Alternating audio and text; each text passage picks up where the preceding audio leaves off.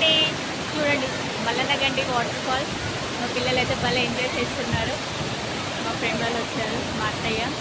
చూడండి వాటర్ పైనుంచి pipe line ద్వారా వస్తాయండి వాటరు. ఎప్పటికీ ఫ్లో ఇలానే ఉంటుంది. ఇదైతే డ్యామ్ అండి.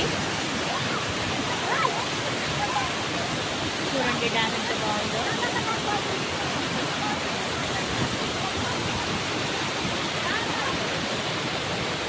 మా బాబు అక్కడెక్కడో స్ట్రక్ అయ్యిండండి, రావట్లేడు. వచ్చినాక అన్నీ కూడా చూపిస్తా.